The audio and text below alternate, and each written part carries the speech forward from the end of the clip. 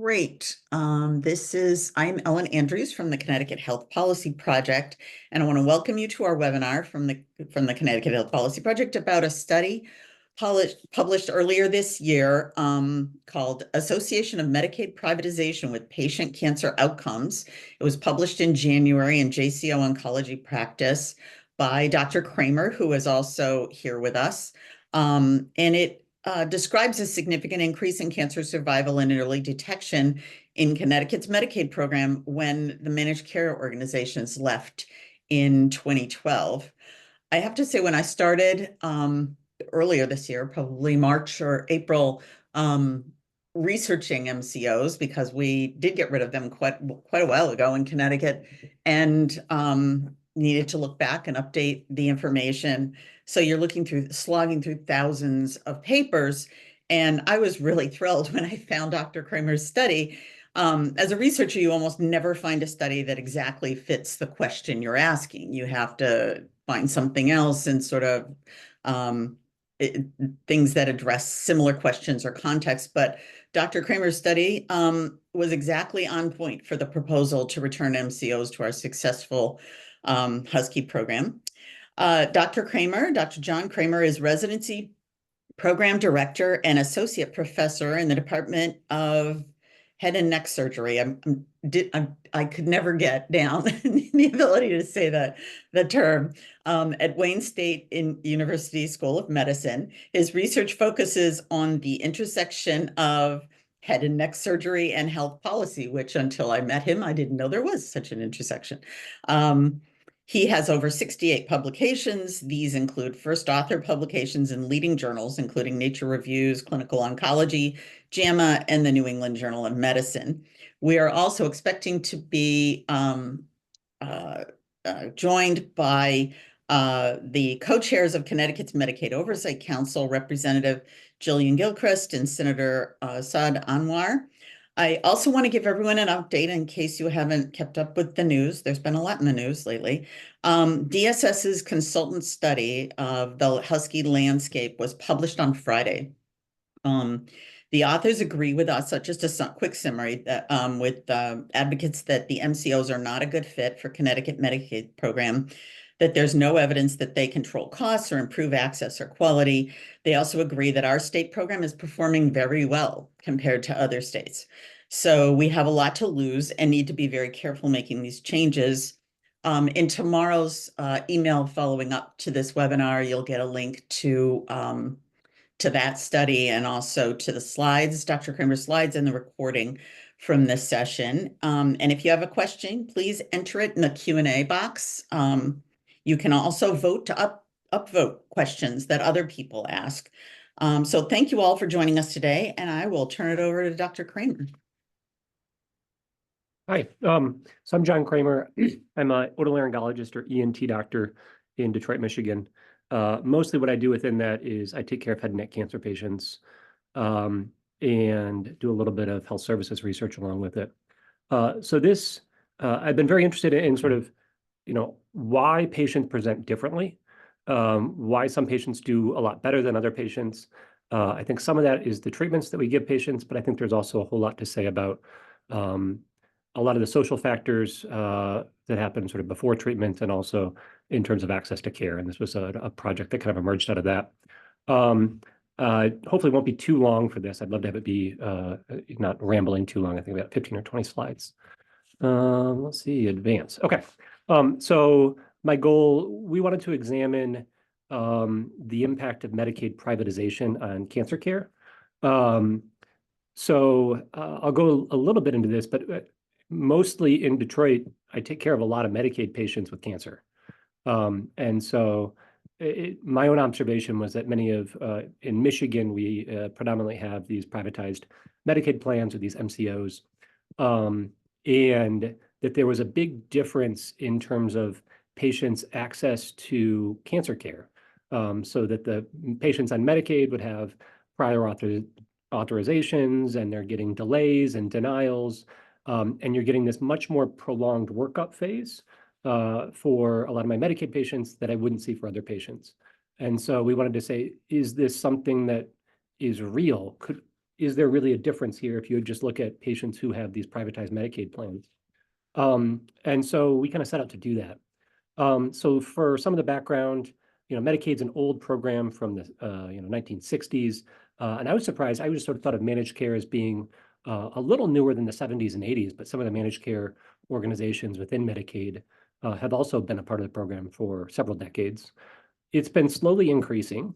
So by 2010, about 70% of Medicaid beneficiaries in the country were part of a privatized MCO type plan. Then when we had the Affordable Care Act and sort of the overall number of people on Medicaid in the United States grew, we probably now also have more people who are sort of around these MCO plans. And Connecticut sort of has a unique example of returning to a state-run Medicaid from a privatized MBO or MCO type plan that was really interesting to us, is trying to examine some sort of natural experiments out there that have good comparisons. So some themes in privatization. So some have thought that privatization will allow cost containment and reducing sort of state and federal expenditures or making them more predictable. That it could. So some critics have argued that this could also lead to service denials for patients or administrative hurdles or changes in quality. And one challenge, and this is more for me as a researcher that I think will probably come out through a few of these slides, is a big challenge is studying this and actually showing is these privatized plans, do they provide the same quality of care? Do they provide worse or better? Because the data transparency is just not there. So as a researcher, it's much harder.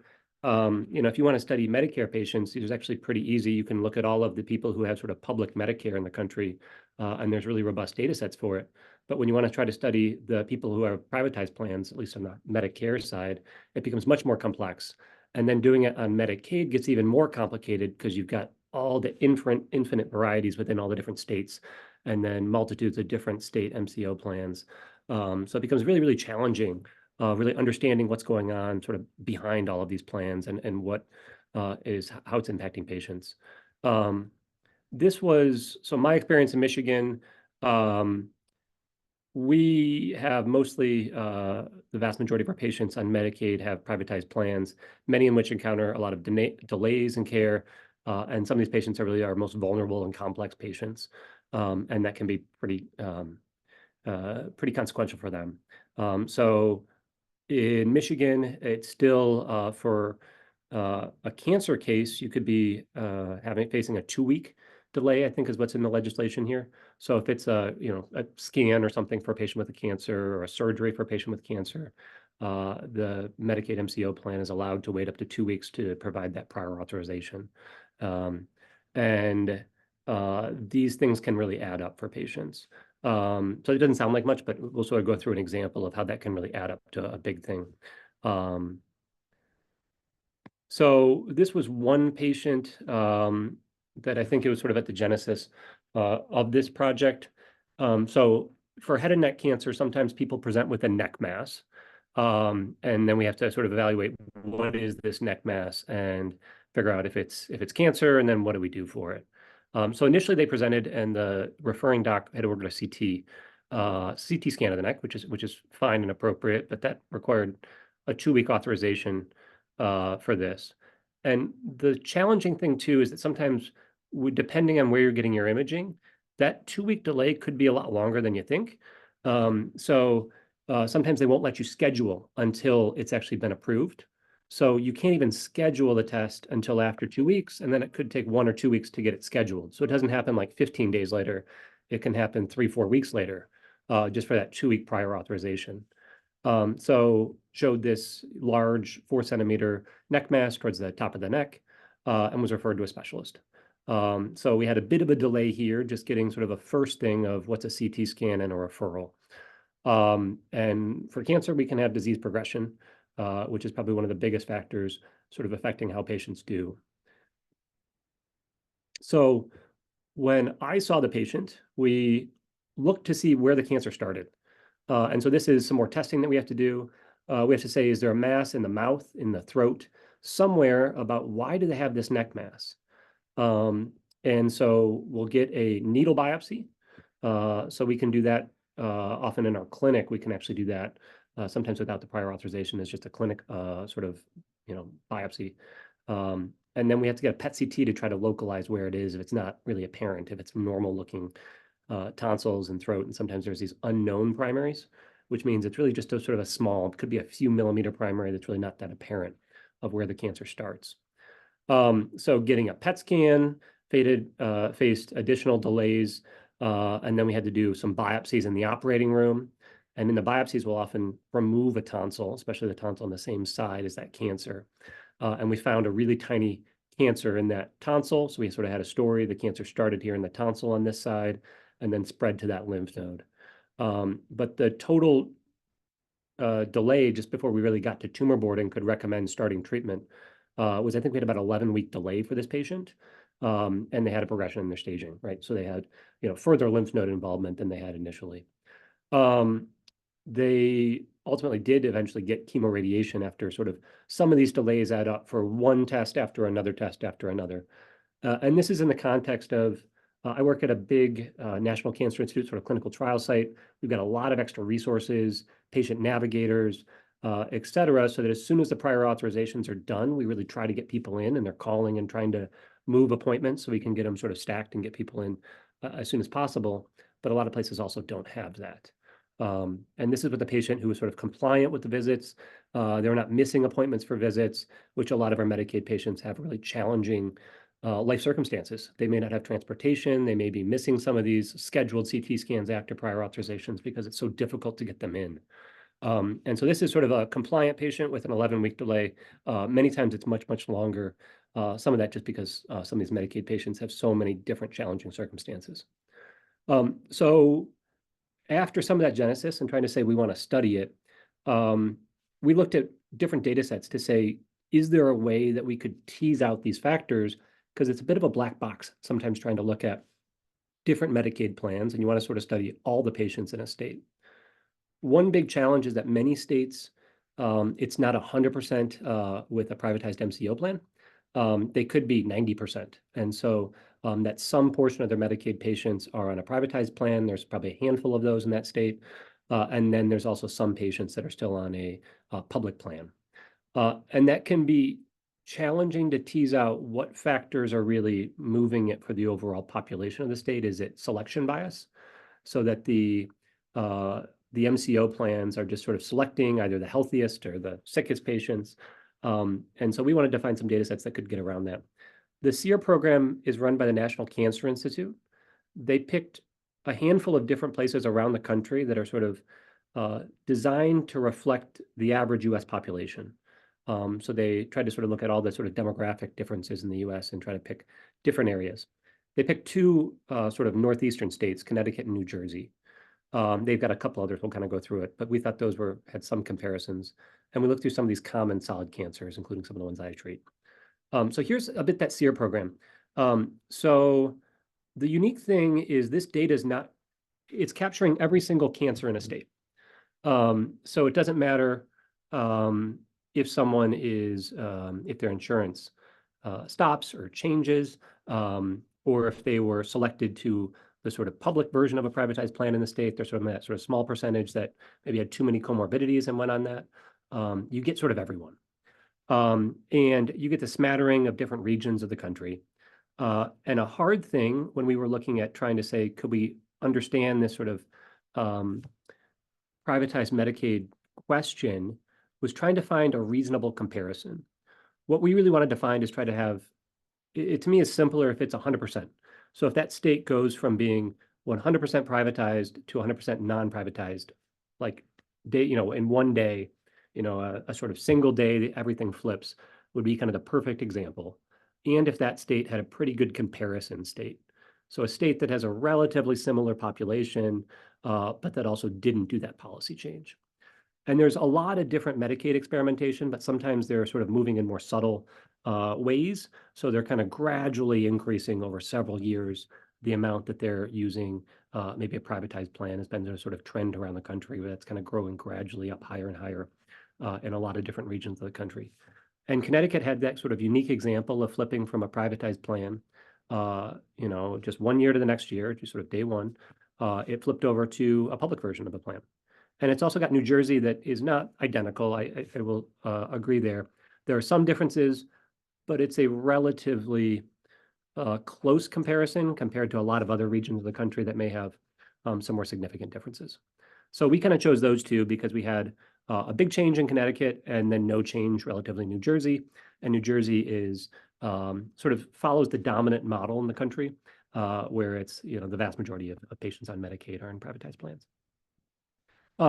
So when you do this, it's one of the scientific ways you can study it is difference in difference. And what it kind of means is we're trying to look sort of before there's been a policy change, that things between these two areas are relatively similar.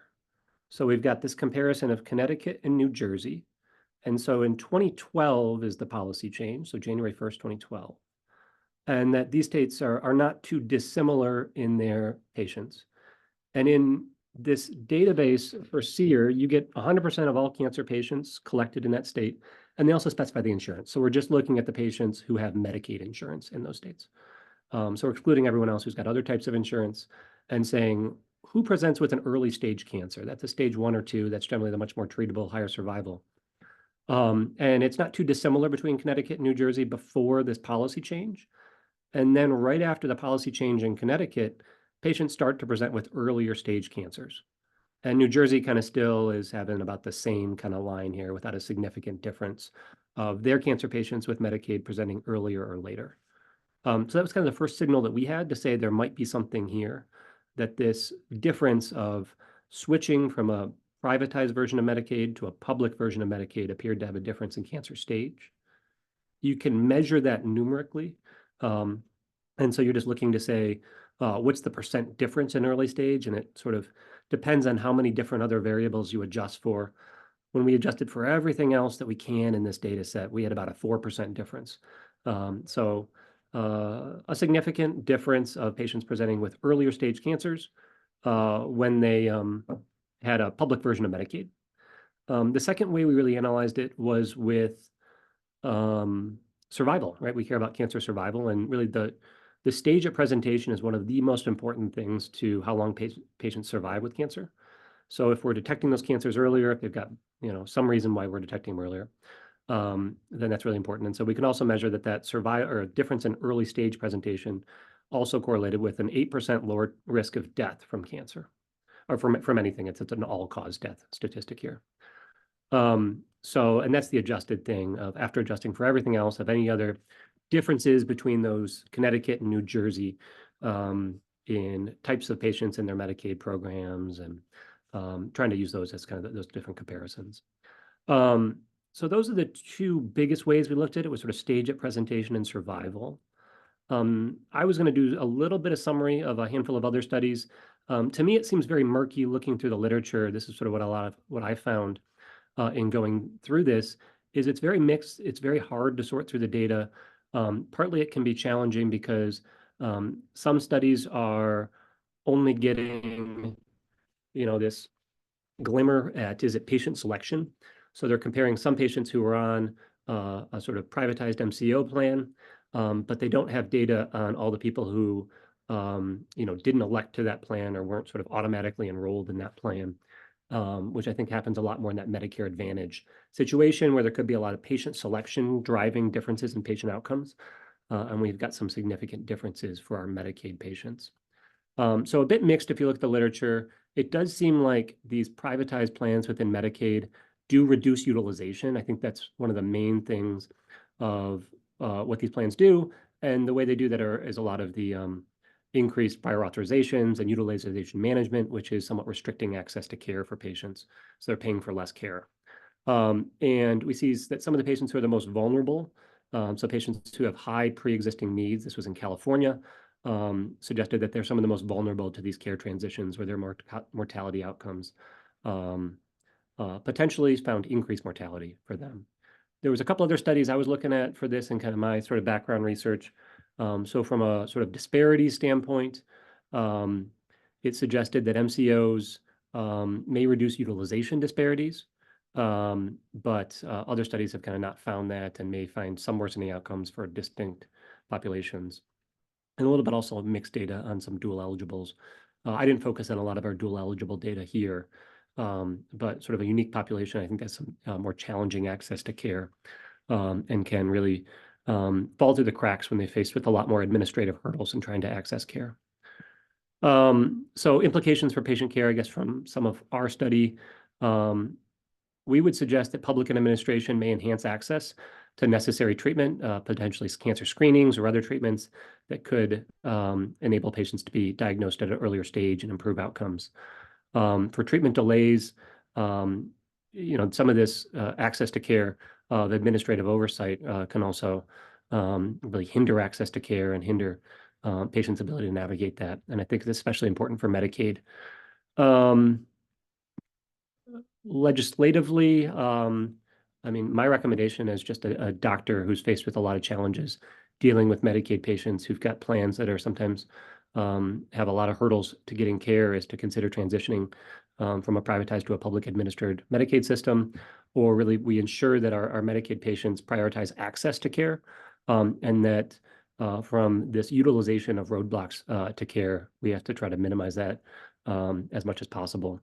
And we want to make sure we have sort of more equitable care and access for our Medicaid patients. I think this is my last sort of data slide, just to kind of summarize some of those key points.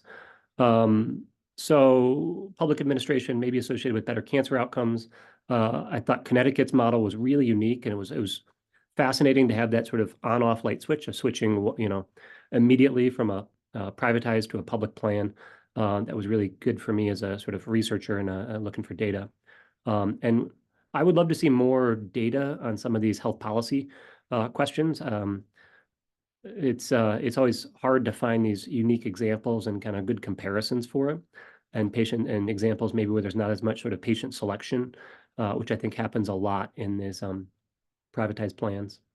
And I'd love to see more robust reporting of data and data sharing. So if patients are going to be on privatized plans, that data has to be reported and available for researchers, so that we can try to understand the health impacts, because sometimes it feels like it's very siloed and closed off, and that you can't actually get access to data unless you're doing it through sort of some unique routes.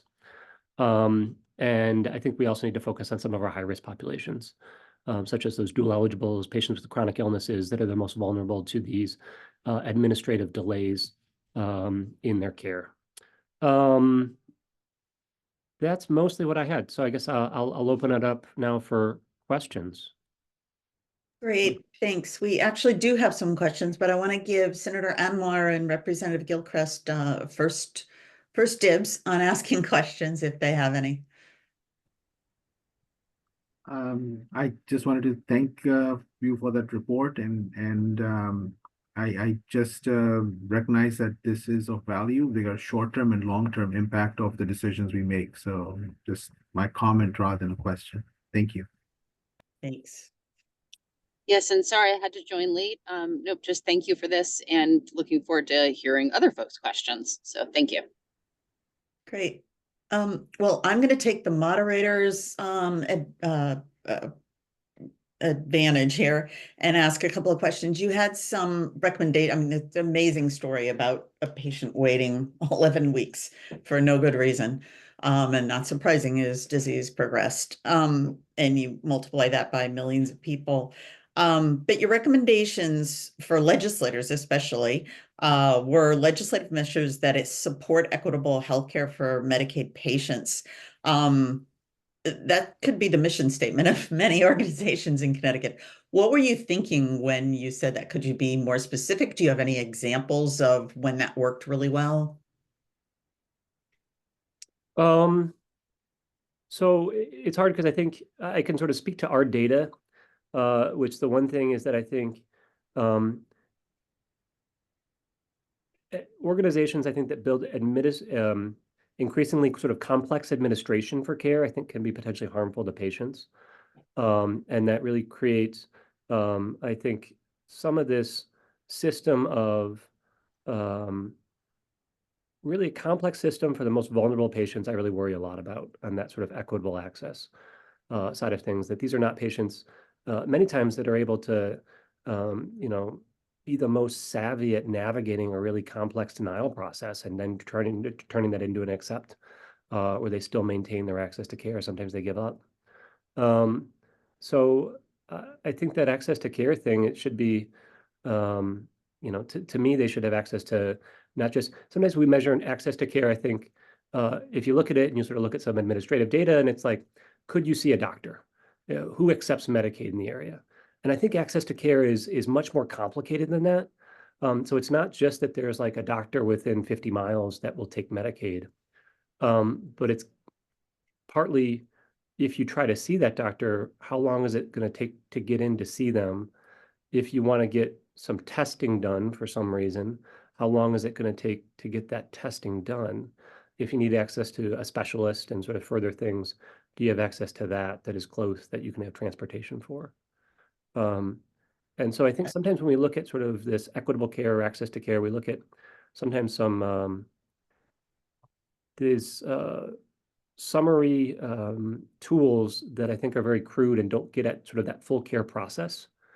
And I do think the nice thing here is that we don't always, a lot of what we care about for patients is, I think patients care right now for cancer, they want to be cured, they want to live. And it's really that hard process at the end of like, are we doing a better job for patients? And are their cancer outcomes getting better? Are they living longer? And it's not just like, okay, if you do a search for me in my area, is there someone who can have access to care that's, somewhat nearby? That's really important. And the other question I had is, and maybe it's the same answer, but you talked about interventions that you referred to as targeted interventions for high-risk populations, such as dual eligibles or individuals with chronic illnesses. I think the complexity of the administration is even more of a problem and a barrier with people who have complex conditions. So I don't know if that's the same thing you were thinking about, or if there's something else. Yeah, so to me, that population is the most, I mean, that's a huge part of our healthcare system. I think we spend on these patients. And they often have significantly worse outcomes when you start to analyze them and try to compare them. And partly, if they want to see a doctor, they should be able to see a doctor. And if they want some testing, they should have access to that testing in a reasonable time frame. And I think that is sort of the bare minimum. Ideally, they should actually have more care coordination. I think sometimes they need sort of helpful, more navigators and stuff to actually try to work on that. But at a bare minimum, if there's some testing that these patients need, they should be able to receive it, or some treatments that they need, they should be able to receive it. And it seems like right now that we have a lot of hurdles getting in the way of that.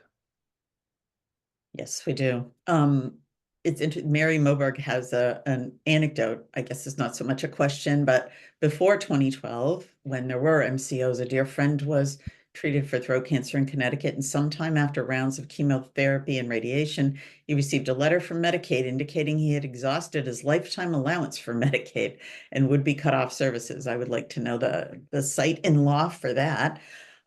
We responded via letter noting all the money they had spent to treat his cancer would be flushed down the toilet with cessation of benefits, and they turned it back. There is a question, given that much of the screening for cancer is done in the primary care setting, do you have any knowledge of or plans to study the role access to primary care, and especially a primary care relationship, had on the improved outcomes you observed in Connecticut? I would love to do that. Well, one thing we did, so we had access to just compare those cancers that we screen for. So this is stuff like breast cancer and colon cancer and lung cancer, where there's established high-level evidence that cancer screening saves lives. And so we looked at what those types of cancers, and we have other rarer cancers that we don't have recommended screening tests for.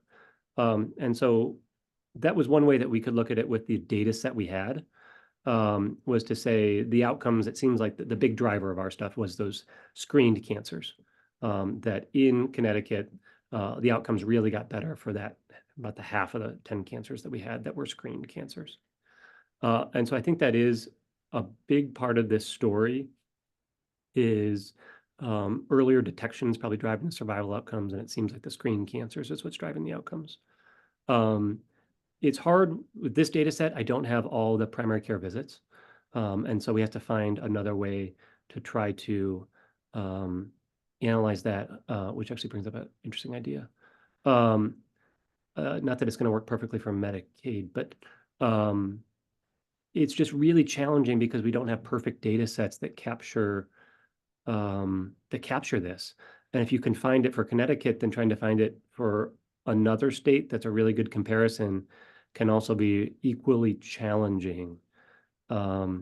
So it's just really difficult sometimes of like, I'm like, yes, these are great questions, and we should have access to this for Medicaid and Medicare.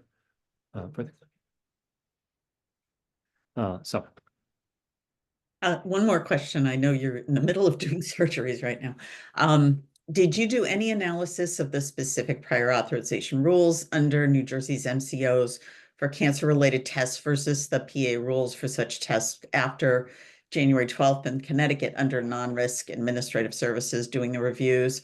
I asked because while managed fee-for-service in Connecticut also has prior authorization, it is not done by entities which have a financial incentive either to say yes or no, or to impose intentionally burdensome PA processes which discourage requests for approval. Yeah, I would have loved to add that in there. I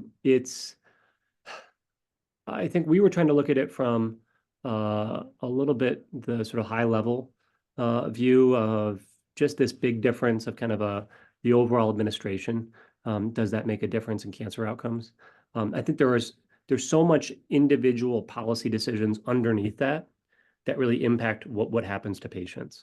That's my theory is probably a big part of it is it's some of that utilization and access to care of what patients face when there's tests that's going behind it. But I think that was a little bit beyond what sort of our data set had. Well, that's great. I think we've answered the questions. If anybody has another one, put it. Oh, okay. Wait a minute. One more. Could you use claims data? This was about the primary care question. The primary care office in each state is tasked with identifying primary care FTEs, and the all-payer claims database should allow you to identify patient, clinician, and visits by type of claim. And I think that they're being, at least in Connecticut, pretty generous with access to the APCD. Yeah, I like it. I haven't spent as much time with the all-player claims database as a sort of, subspecialist more focused on cancer patients, but it's something that I should look into. Of all-payer claims data sounds like another potential route. I always find that, my previous experience looking at sort of some Medicare data is that sometimes when you get access to patients or to a large database and you're trying to compare outcomes, that once patients are on some of these privatized plans, especially because I give them the example more of like Medicare Advantage, that when you try to sort of understand Medicare patients and you're studying them, Medicare is increasingly, because now like more than half of patients on Medicare are on Medicare Advantage, you get very little data on them. It becomes this black box where we're just only now studying a smaller and smaller share of Medicare patients in these large data sets. Maybe this is one route that could capture some way around it. But I find that sometimes it's more challenging as I'm trying to find different data sets that could allow access where you can capture anyone regardless of if they're on a privatized plan or a public plan or anything else, that you could sort of study their outcomes and say what's going on. That's a good idea. Yeah, I'm actually not sure about that. We did have massive problems with getting claims data when we had MCOs because they get paid either way. So there wasn't really an incentive, and it's an administrative burden. We do have another question. Do you find a difference in the amount of PA that require peer-to-peer authorizations?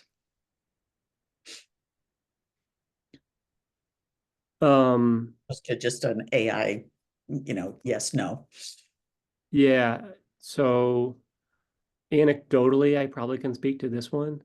It seems like the peer-to-peer is also a factor that's significantly increasing. I think it's a big hurdle for physicians right? So now instead of driving home and listening to a podcast, a lot of times what I end up doing is doing peer-to-peers on my drive home every day, which it seems like it's a new thing that we as physicians get to do, where you try to find some time. I don't know, the peer-to-peers I also think is a bit of a misnomer, because I think I've never had a peer on the phone who's an ENT doctor or who actually treats this type of cancer. Most of them have never heard of this type of cancer, and they're my peer. So I always feel that I don't know, it seems like it's an administrative burden that's just sort of put to be a bit of a challenge to care when someone is supposed to be reviewing stuff and they've never seen or treated or done anything for a patient who's had this type of cancer. Yeah, the questioner says in Connecticut, peers don't actually need to be a peer, so that's not just in Michigan. Yeah. But I know that your staff is trying to get your attention. So want to thank you very much. And also, and I want to thank Representative Gilchrist and Senator Anwar for joining us. Everyone who registered, as I'll say it again, you'll get an email tomorrow with links to the consultant's Husky landscape study, the webinar slides, and the recording. If you have more questions for Dr. Cramer, you can feel free to email me, Andrews at CT Health Policy, or he helpfully, maybe I shouldn't out him this way, but he helpfully put his email on the first slide. So you can contact him. I guess that's an invitation. And thank you both thank you very, very much, all three of you. Yeah, thanks for paying attention to my study. It's nice to see it not going into a void. See people, it is always good. Thank you. Thank you so much. Thanks.